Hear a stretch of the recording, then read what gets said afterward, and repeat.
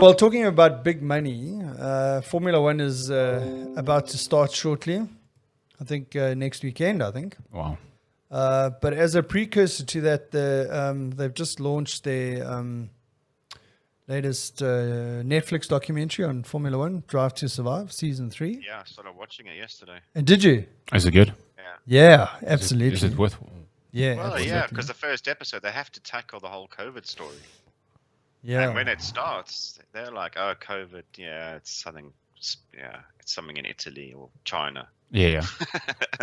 And there were, during the testing, it was, I'll let you guys watch it. But even when they went to the first Grand Prix in Australia, it was still like, and it's weird to watch. It's weird to watch people closely gathering, or hugging, no masks, shaking hands, kissing one another.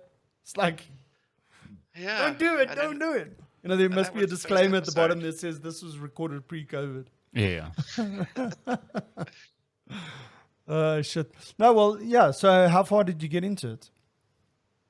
Episode 2, I fell asleep. Okay. So I have to recap tonight. I woke up in episode 5. That's not a very good. That's not a very good advert for the. No.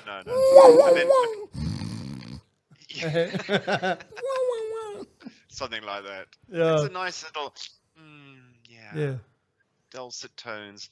It's like a lullaby. Well, I suppose for those people that always complain that Formula One is a bit drab, it definitely does. Like you're watching the edited version of the season, so I think it is a lot more exciting for people that aren't really like diehard Formula One fans. Yeah, there's more drama here. And I mean, it's really. I was thinking last night, it was really, really well made. I mean, the way that it's edited, it's just. I think it's very, very well made. Yeah. Yeah. Have you seen it? No. I'll definitely have a look. So I think in this season there are 10 episodes. I don't know about the previous seasons, but so there's season 1 and 2, and then now season 3. So they obviously each one is a documentary of the previous season. Okay. So it's pretty. I mean, I've watched season 1 and 2 at least 3 times. Wow. Just because. So it's pretty good. Just because it's like well made, in your face. Wow. Yeah, it's pretty cool. Yeah, but yeah. So I'm on episode 3. I got to the end of episode 3 without falling asleep. Without falling asleep. Wow. Okay. Yeah. Okay. Challenge accepted. Challenge That's accepted. That's what your Friday night looks like now. Well, what should catch? Oh, the problem with these things is that like you. Oh man, I've got to watch it. But then like you, ding, ding, ding, ding, and it's finished, and you go like, what now? To start again. You know what I mean? Like you got to have this like delayed gratification in a way. I don't know. So this is going to be the first season where Michael Schumacher's son is going to be racing in Formula One. What happened to Ralf Schumacher? He's still around. He actually owns I think he owns a team, but I think in DTM or something like that.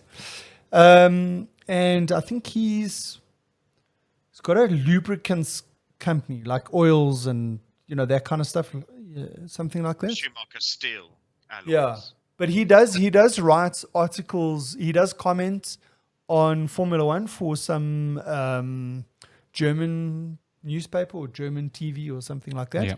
So he's pretty vocal about what's happening out there. Listen, I was a Schumacher fan. I mean, he was a really good driver. I just think, like a lot of drivers, sometimes they have a teammate that sucks them out, and so when Ralf Schumacher was racing for Williams BMW, when Pablo Montoya was his teammate. And Juan Pablo was just like, he doesn't give a shit. He wants to be the best. And, Ralph was there first. So you would expect that he would come in as the number 2 driver and whatever. He was just like, I don't give a shit. And he was just driving this, the car to the limit and not giving a shit about his teammate and whatever. And he psyched Ralf Schumacher out. And I think that was, and then Ralf Schumacher had a couple of heavy accidents. I think one in America, or maybe twice in America, where he slammed into the wall, but at 250 miles an hour or whatever it was. I'll probably get the numbers wrong. But yeah, so then I think he just retired, or he just lost his seat or his drive or whatever. Yeah, but anyway, so Mick Schumacher is coming into Formula One. And I was actually thinking about it because, when he started racing, he used his mom's maiden name.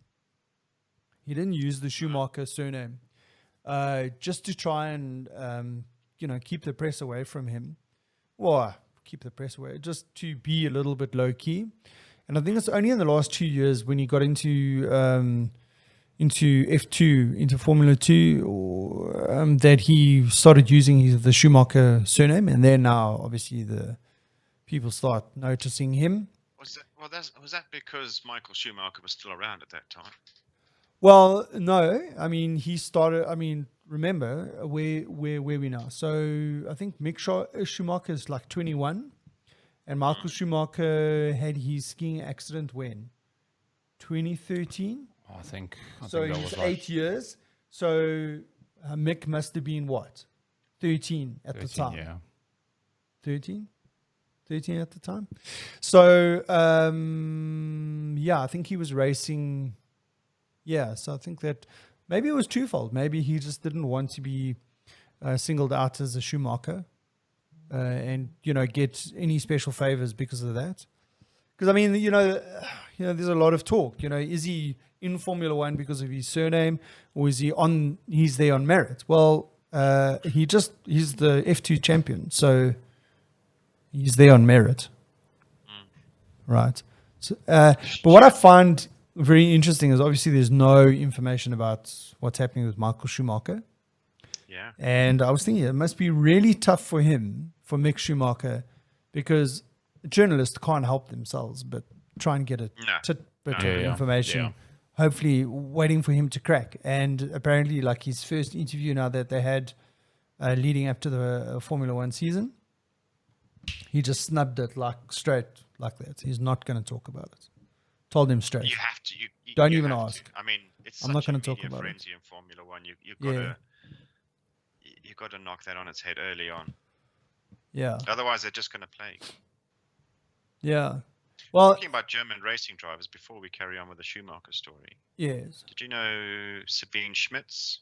Yes. Yeah, She's yeah. a German racer. Yeah. Did a lot on Top Gear. She Yeah. died. You serious? Yeah. She had an accident recently, didn't she? No, I Or think how she did she die? died from. I think it might have been cancer. She was only what?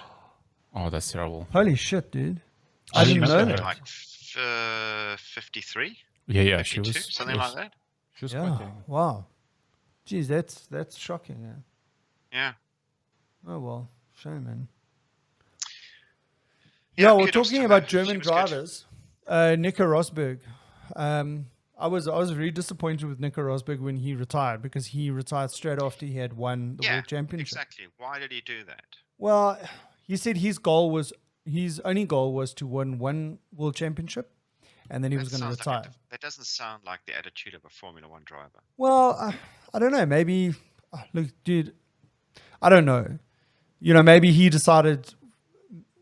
Okay, remember, he's the son of a Formula One driver, so he knows what the family life is for a Formula One driver. So maybe he had, who knows, maybe in the background he had said to his wife, listen, my goal is I just want to win one World Championship and then I'm going to retire. And then, whatever his plan is after that. Maybe he decided for him that he wanted to be there for his kids or whatever it might be. I don't know. We can't. I'm sure one could find out a little bit more about his reasons. But the reason why I'm disappointed, because he was, up until now, he has been the only one that has been able to psych out Lewis Hamilton. And my feeling and my theory is that if he had stuck around and continued with the same sort of attitude in the next year, after his World Championship, I don't think that Lewis Hamilton would be where he is today. That's my view. Biased view, but that's my view. I like your viewpoint on the psyching out. I think you're right there, because then it left a hole, and that because Lewis had won the world championship, he had that overbearing confidence, and that season through. Yeah. And nobody else seems to challenge it. I mean, he's mellow to the fact, but we've missed that window of opportunity, which was the next season. Yeah. I mean, Lewis is still going to be a good driver. He's going to be in a good car. Rosberg was a good driver in a good car. Yes. Well, I haven't really got to that. Being treated as an equal in the paddock. You know, Yeah. you're going to be Lewis Hamilton's teammate. When he talks, you listen. Yeah. That's your position in the team. Yeah. It's the same So, in Sebastian's days, I think. Yeah. So, I mean, you know, like when you're watching Drive to Survive now, eventually we're going to get to the episode, which will probably be towards the end, when a person that's driving in the slowest car in the paddock happens to drive the fastest car Yeah. and whips everyone's butt. Yeah. And now the question mark is, well, there are lots of questions there, and I'm jumping the gun here. I'm jumping the gun here. Yeah, like the Stroll car. Why does it look exactly like the Mercedes? Oh yeah. Well, there's lots of these questions. Yes, but my question is, first of all, is Lewis's car equal to Valtteri to Bottas's car? Valtteri Bottas's car. Are they equal? It's hard to tell, right? No, it's They hard should to be tell. equal, but these cars are customized to the driver to an extent. Yeah, because they're all different shapes and sizes and lengths. The seaters. No, and maybe, no, look, I mean, each driver has their own setup and all that kind of stuff. But theoretically, in terms of horsepower and drivability and all that kind of stuff, right, it should be pretty much the same. And bearing in mind that when, what's his face drove in, I can't remember his name now. When he drove Lewis's car, the car wasn't set up for him. It was set up for Lewis. The only thing they did is they changed the seat. He didn't even know which buttons to push on the steering wheel. No, that's bollocks. No, they all know because they do that. They do that in the factory. All of them they do. All the back. Yeah, but I mean, think about it. You've just started learning which dial to push, because it's not the same as his car, the Williams that he's driving. And yes, I see. There are 101 different ways that you can do stuff. And then the guy says, okay, changes the engine mode to whatever, 1 or 2 or whatever. And he's going, which one is the engine mode button again? Yeah. Anyway. Okay, I'm digressing. Anyway, so Mick Schumacher, or Rosberg reckons that Mick Schumacher is going to be bigger than Lewis. Maybe. Wow. I mean, I think you like it because it hits on the psyche of Lewis Hamilton. Yeah. But it's so early to say. I mean, we won't know, because Lewis will be retired long before this guy has a good run of form, hits the right team with the right car and all that. Yeah. It's going to take years to get there. Listen, Lewis could listen, how old is really Lewis? How old is Lewis? He's in his mid-30s or what? How old is Lewis now? This is where we need our producer. Yeah, I'm producing now quickly. You had it. Lewis Hamilton, age. Lando Norris. He's 36. 36, right? So he's at least got another 10 years in Formula One. Theoretically. I mean, how old is Kimi Räikkönen? He's still racing. George Russell is the guy we were trying to think of. Yeah, I know. 41.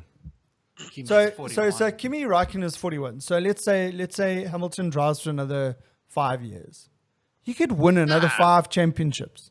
I can't see him doing that. I'm sure he won't. His title, he's like, well, I've achieved everything I'm supposed to. What am I going to do? Ride for second place? I'm not used to it. But I mean, he could put the flipping nail in the coffin like no one. Anyway, whatever it is, he could drive for another 6 years. It would be good to have the new Schumacher and Lewis in the same team to see what that looks like.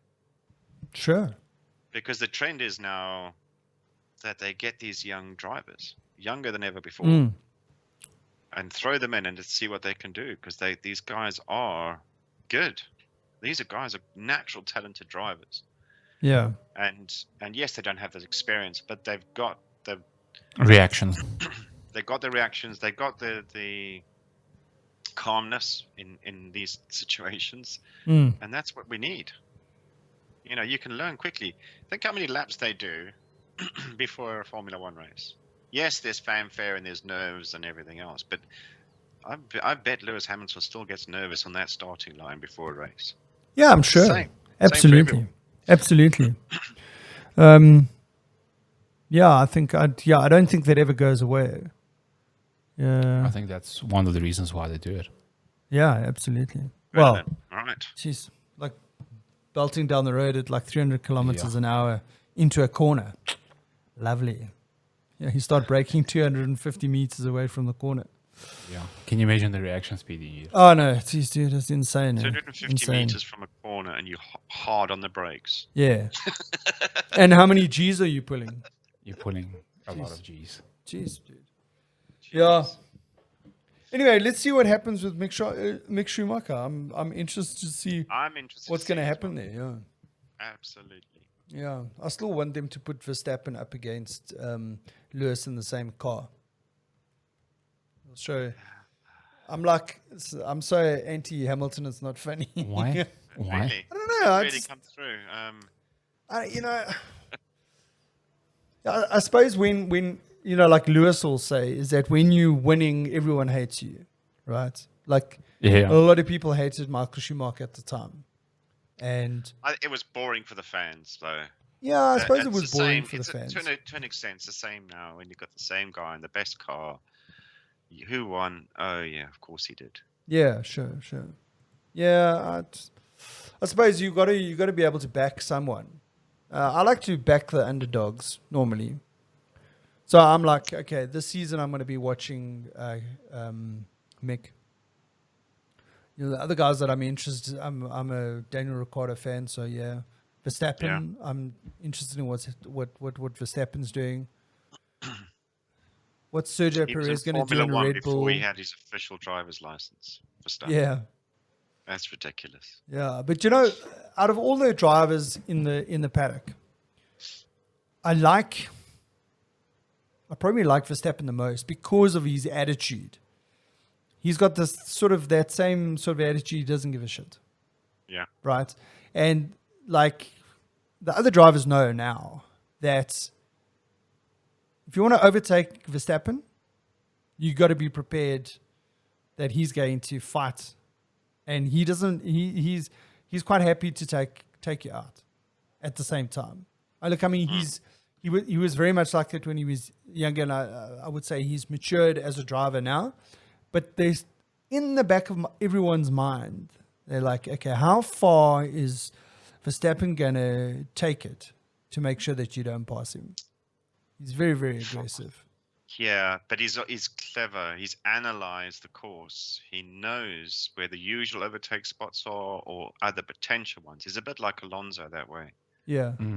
He's thought about this. He'll know where the angles are and how to set up for them. Because you can also make a car move. If you're looking to overtake, you can make the other car react to your movements to get them in the right place, so you can under or overtake them in a place where they wouldn't be expecting. Yeah, that's Exactly. what's interesting for me. Is Well, I mean, different approach, different thought process. and I mean, talking about Alonso, also still. Alonso's back, so I'm interested to see what Alonso is going to do. I'm not a big Alonso fan, but I'm interested to see what he's going to do. Yeah. Right, I think we flogged that horse, the Formula One horse, quite a bit. Yeah. I see Oleg has been rather silent when it came to Formula Hang on, One. when did we go Yeah. into testing and all that? That's about now, isn't it? Yeah, no, they've had their testing this last week. Red Bull's Okay. on top, fastest car. Mercedes were average. But I mean, Yeah, just but- one last thing. like in the, not to give it away, spoiler alert with season 3 of Drive to Survive, is when Racing Point bring out their car at testing in episode 2. It's like the shots that they, like all the angles that they have. It looks like that movie where everyone's like looking at this car and going, Oh, yeah.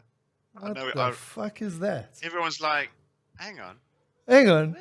Are you seeing this? There's a glitch in the Matrix. It's so well edited. No, you must watch it. You must. Yeah. So It's on Netflix, right? Yeah, Netflix. Yeah. Cool.